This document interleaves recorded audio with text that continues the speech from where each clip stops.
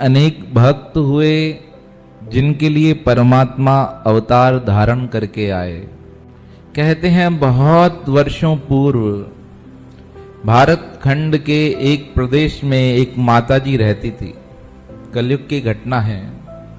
उन माता जी का भगवान से बहुत स्नेह था, बहुत प्रेम था। अब कहीं भागवत होती तो वह भागवत सुनने चली जाती। अब भागवत में तो भगवान की कृष्ण में भगवान की रसमय लीलाएं हैं। अब एक बार रोज भागवत चिंतन चलता रहता, कहीं ना कहीं से कुछ सुनकर आती। एक दिन घर पे काम था उनको।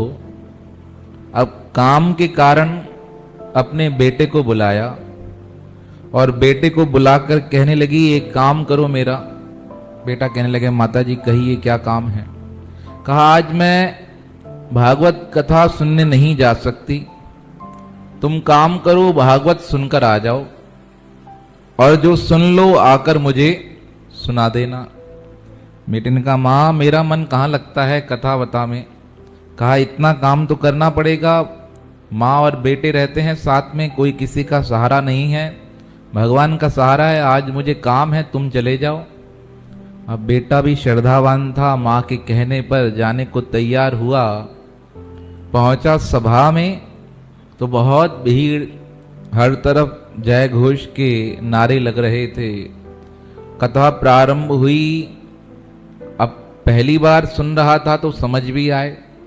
धीरे धीरे कथा का विस्तार होने लगा तो पंडित जी ने कहा आज भगवान कृष्ण को पकड़ा गया चोरी करते हुए। मक्खन चुरा रहे थे, किसी सखी ने पकड़ लिया, गोपी ने पकड़ लिया।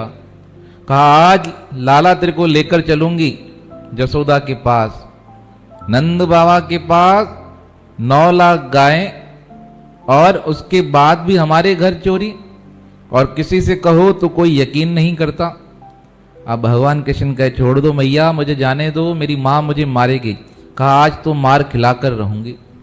था तो प्रेम हृदय का, पर एक ही बात सोचते थे सब गोपी ग्वाल कि भगवान का सामीप्य प्राप्त हो जाए, सन्निधि प्राप्त हो जाए, जितना अधिक मिल सके। क्योंकि भगवान कृष्ण कहीं टिकते ही नहीं ना, वो एक घर में जाते फिर दूसरे घर, दूसरे से तीसरे उछलते रहते थे। और सखा दोस्त कैसे, सारे बंदर। मैंने पहले भी आपको बताया है, वो बंदर जो अभी वृंदावन में घूमते हैं वो अभी के नहीं है, वो वंशज हैं द्वारिका से लेके भगवान के सखाओं के। और उनकी भी वही आदत। अभी भी आप वृंदावन चले जाओ तो वहां पंडित लोग, व्यापारी लोग, दुकानदार लोग आपको कहेंगे अरे भैया चश्मा उतार देना। आप कहें क्यों उतार दें? कहा बंदर ले जाएगा। जब तक वो आपको सलाह दें तब तक तो बंदर क्या करता है, चश्मा उठाकर ले जाता है। अब उनकी वहां की लोगों की भावना है कि बंदर इसलिए चश्मा ले जाते हैं कि लोग अपने नेत्रों से बाके बिहारी के दर्शन कर सकें। ये बीच में जो कवर है ना कांच का, ये भी हट जाए, क्योंकि बहुत कम देर तक मंदिर खुलता है। मंदिर खुलता भी है तो पर्दा लगता है, पर्दा हटता है, सिर्फ 30 सेकंड पर्दा खुलेगा फिर हट जाएगा। कहते हैं एक बार एक भक्त वृंदावन आए, दर्शन कर रहे थे। दर्शन करते करते बिहारी जी को देखकर कहने लगे बिहारी जी हमारे साथ चलिए। अब कोई बुलाए और नहीं जाए ऐसा हो ही नहीं सकता। जैसे ही गेट बंद हुआ बिहारी जी निकल गए उनके साथ। और सारा दिन विग्रह था ही नहीं मंदिर में। लोग ढूंढते रहे गए कहाँ गए कहाँ। कहते हैं तब पता चला गोस्वामी जी को किसी वृक्ष के नीचे भक्त के साथ खाना खा रहे हैं और सारे कपड़े वस्त्र फटे हुए हैं। आवाज लगाई बिहारी जी आ जाओ, भोग का समय है, आ जाओ आ जाओ। आज से 300-400 वर्ष पहले की ये घटना है। अब भगवान को बुलाया गया, भगवान आ गए, उसी रूप में खड़े हो गए। कहा महाराज कहाँ चले गए आज? 2 भोग ऐसे रह गए, खाया नहीं, कहाँ गए थे? कहा एक भक्त जी आए थे, बड़ा प्रेम था और हमें एकटक देखते जा रहे थे। और देखते देखते कहा आंसू बहाते बहाते कहा प्रभु जी मेरे साथ चलिए। कहा हमने कहा बहुत दिनों से गए नहीं है, निकल गए। कहा तब से नियम बना लिया गया कि कोई भी भक्त बिहारी जी को एक टक देख न सके, क्योंकि ये तो किस लिए तैयार रहते हैं, जाने के लिए। इसलिए परंपरा चल गई। आप 15 सेकंड दर्शन करेंगे, पर्दा क्या होगा, बंद हो जाएगा। फिर 30 सेकंड दर्शन कर लिए, फिर पर्दा बंद हो जाएगा। कोई आपका सद्भाग्य ऐसा हो, पूर्व जन्म का कर्म ऐसा शुभ हो, जो आपको 1-2 मिनट तक पर्दा खुला हुआ दिखाई दे। एक बार संयोग से ऐसा हुआ हमारे साथ, पर इतनी बार गए पर एक बार ही, नहीं तो होता नहीं, बहुत कठिन होता है। अब बिहारी जी तो कहीं रुकने वाले नहीं। अब वहां पर गोपी ने कहा तुम्हारी शिकायत करूंगी मैया से। कहा माता छोड़ दो मुझे, जाने तो। कहा नहीं, आज तो जाने नहीं दूंगी। अब पकड़ लिया और पकड़कर रास्ते में हाथ पकड़ा था, खींचते खींचते लेके आ रही थी। छोटे छोटे हाथ भगवान के, बहुत कोमल। अब विचार करो, एक बालक हो 3-4 वर्ष का, नटखट, बाल घुंघराले और आंखियां इधर उधर छपक करने वाली, इधर उधर देखने वाली। अब चलते जा रहे थे गोपी के साथ। सबने कहा क्या हुआ? कहा आज लाला पकड़ में आया है, आज जाएंगे शिकायत करने, छोड़ेंगे नहीं इसे, मैया को दिखाएंगे किस प्रकार चोरी करता है, माखन चुरा के जाता है, मटकी फोड़ के जाता है, और आए दिन, एक दिन नहीं, और खुद खाकर जाए तो समझ आता है। घर पे जितना भी मक्खन सारा गिरा के जाता है, और कौन सा वाला, जो हमें मथुरा में बेचना होता है ना, वही गिरा के जाता है। जो वृंदावन के लिए निकालो उसको छेड़ता ही नहीं। पूछने लगी क्यों करते हो ऐसा? कहा मैया ये वृंदावन का मक्खन वृंदावन वालों के लिए है। कहा ये वृंदावन का मक्खन वृंदावन वालों के लिए है, मथुरा वाले खाएंगे तो कौन रहता है वहां? राक्षस, और राक्षस मक्खन खाएंगे तो बलवान हो जाएंगे, और फिर बलवान होके क्या करते हैं? हम लोगों को मारते हैं। क्या इसकी सोच देखो कैसी है। और हमको पैसा कहां से मिलता है? मथुरा से। अब जहां से पैसा मिले वही मक्खन की मटकियां तोड़ के जाता है। कहा आज तो जाना ही पड़ेगा। अब भगवान कृष्ण बेचारे मासूम बन गए। कहा मैया छोड़ दो छोड़ दो, पर घर पहुंच गई।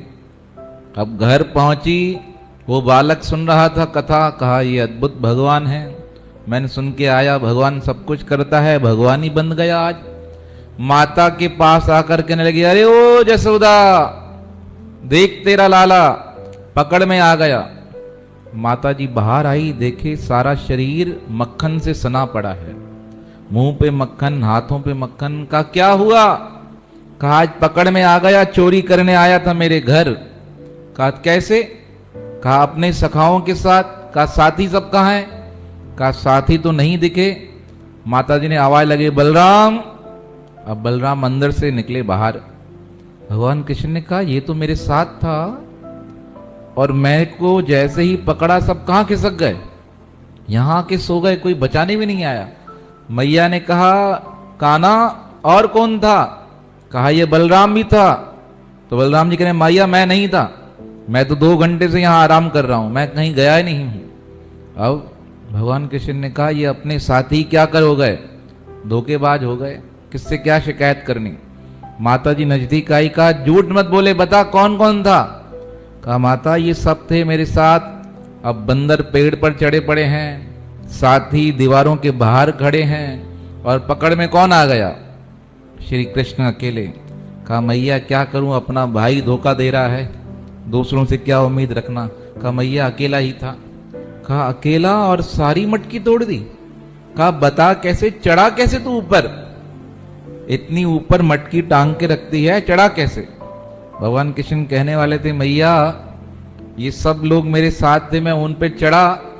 अब ऐसे बोलने वाले थे तो सब साथियों ने इशारा कर दिया काना मत बोलना, वहां से तो गया मक्खन, यहां माता भी देना क्या कर देगी, बंद कर देगी। भगवान ने कहा मैया क्या बताऊं, कभी कभी छलांग लग जाती है। कहा छलांग इतनी ऊपर? 3 साल का लड़का और छलांग 15 फीट? कहा मैया कभी कभी लग जाती है। कहा कैसे लगती है? कहा मैया आज तो क्या हुआ, देखो बातें बनाने में उस्ताद भगवान कृष्ण। कहा मैया आज तो क्या हुआ, मैं जा रहा था रास्ते में, अचानक से एक सांड मतवाला हो गया। कहा फिर? कहा उस सांड को गुस्सा आ गया, मैं इधर उधर जाता, सांड ने सींगों में उठाकर मुझे जोर से घुमाया, और जैसे ही घुमाया उठा के पटका तो सीधा कहां गिरा, इस मैया के घर। और जैसे ही अटका तो वहां मटकी थी। अब एक मटकी टूटी, उस मटकी के साथ 8-10 मटकियां टूट गई, सारा मक्खन बह गया।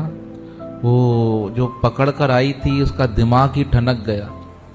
कहा कौन सा सांड, कहां से आया, किसने उठाया, जो साथी थे बलराम, ये सब सुनकर हैरान। कहा इतना तो हमने भी नहीं सोचा था कि सांड उठाकर पटकेगा किसे, भगवान कृष्ण को। कहा जिसने पूतना को पटक दिया, वृतासुर को पटक दिया, बाकासुर को पटक दिया, आज किसके पटकने से गिर गया, सांड के पटकने से। भगवान ने कहा ये अद्भुत लीला है। अब भगवान ऐसा विचार ही कर रहे थे तो सामने से एक मतवाला सांड दूर से हिलता हुआ दिखाई दिया। अब भगवान कहें और नहीं हो, ऐसा हो नहीं सकता ना। अब सामने से मतवाला सांड आया, मैया देखो आ गया, वही है वही है। माता ने कहा ये सांड तो तुझे प्यार करता है, इसके साथ तो तुम रोज जाते हो गैया को लेकर, इसने कैसे पटक दिया। कहा मैया कभी कभी ये भी ठनक जाता है। कहा कैसे। कहा जैसे ये ठनक गई, ग्वारिन की तरफ इशारा करके। अब ग्वारिन को गुस्सा आ गया, मुझे क्या कह दिया, सांड कह दिया। कहा मैया देखो, एक तो चोरी करता है, ऊपर से सीना चोरी। मैया ने कहा सच सच बता क्या खाया। कहा मैया अब जो बात हुई बता दिया। अब मक्खन गिरा, शास्त्र कहता है मक्खन जमीन पे गिरे तो उसे उठा लेना चाहिए। अब उठा के खा रहा था तो इसे क्या लगा, मैं क्या कर रहा हूं, चोरी कर रहा हूं। अब माता जी को शिकायत तो पहले भी आई थी। माता ने कहा चल अब तू अंदर। अंदर गई, अंदर से डंडा लेकर आई। अब डंडा जैसे लेकर आई, भगवान आगे आगे, जसोदा मैया पीछे पीछे। अब पूरा शहर घूम लिया। माता ने कहा थक गई भाई, पकड़ में आ जा। और भगवान का स्वभाव कैसे, जब भक्त कहे प्रभु पकड़ में आ जाओ तो पकड़ में आ जाते हैं। आप बोल बोल के बुला लो, आएंगे नहीं, और भाव से बुला लिया तो आ गए। अब पहुंचे मैया के पास, मैया ने रस्सी निकाली, रस्सी निकाली, रस्सी से भगवान को बांध दिया। बांध दिया तो भगवान को इतना कस के बांधा तो भगवान के शरीर में ना निशान होने लगे। बहुत कोमल है भगवान का शरीर, दिव्य चेतन में शरीर कहा जाता है, चिन्मय शरीर माना जाता है। अब भगवान के हाथ में निशान हुआ। इस प्रकार कथा वक्ता कथा कह रहे थे। कहा भगवान को इस प्रकार देखकर मां जसोदा को दया आ गई। वो खोलने वाली थी, इतने में पूर्ण विराम हो गया कथा का। अब वो लड़का लौट कर आया घर, और आकर माता ने कहा बेटा क्या सुनकर आए। कहा मैया कथा तो बहुत सुनी, पर आज पहली बार सुनी भागवत की कथा। कहा क्या सुना। कहा भगवान बहुत मस्ती करते हैं, और मैं मस्ती करता हूं तो तुम मुझे डांटती हो, मारती हो। कहा मुझसे ज्यादा तो वो मस्ती कर रहे थे। कहा क्या सुना। अब माता को बताने लगा आज भगवान कृष्ण गए सखाओं के साथ चोरी करने, तो पकड़ में आ गए। पकड़ में आ गए तो ग्वारिन लेके आई जसोदा के पास। कहा फिर, कहा उस समय भगवान ने जो बातें बनाई ना, ऐसा तर्क तो दुनिया में कोई दे नहीं सकता। तो अब वो माता जी बड़ी भावुक थी, बहुत भावुक थी। कहने लगा बेटा बताना क्या हुआ। कहा वो तुम्हारे लाला कहते हैं मुझे सांड ने पटक दिया। अब यह सुनकर माता जी बहुत जोर से हंसी। कहा ये अद्भुत है भाई, ये कुछ भी बना सकता है, कोई सी भी बात कहीं से भी कह सकता है। कहा फिर क्या हुआ। कहा कहने लगे सांड ने पटक दिया, मटकियों पे गिरा, मटकियां टूट गई और सारा मक्खन सबको बांट दिया। ये सुनकर माता जी बहुत भावुक धन्यवाद देने लगी, प्रभु धन्य हो धन्य हो। कहा फिर क्या हुआ। कहा तब जसोदा माता जी को क्रोध आ गया। कहा क्रोध में क्या किया उन्होंने। कहा अंदर गई, अंदर जाकर लकड़ी लेकर आई। कहा किस लिए। कहा भगवान को मारने के लिए। जब ऐसा कहा ना तो आंखों से आंसू आने लगे, बहुत तेज तेज, बहुत द्रवित हो गई, आंखों से नेत्रों से आंसू बहने लगे। कहा मारा। कहा पकड़ने लगी पर भगवान पकड़ में आए नहीं। माता जी ने तालियां बजाई जोर से। कहा ये तो अच्छी बात है। कहा पर मां थोड़ी देर बाद पकड़ में आ गए। कहा फिर। कहा पकड़ में आ गए, मां जसोदा बड़ी निष्ठुर थी। उसने क्या किया, आपके भगवान को रस्सी से बांध दिया और एक पिल्लर के सहारे, खंबे के सहारे जोर से कस दिया। कस दिया तो भगवान के हाथों में क्या आ गया? निशान आ गया। जब इस प्रकार कहा ना भगवान के हाथों में निशान आया, माता जी बड़ी जोर से रोकर कहने लगी, अरे निष्ठुर है जसोदा, निष्ठुर है। जो जो गालियां आती थी सारी गालियां जसोदा को दी।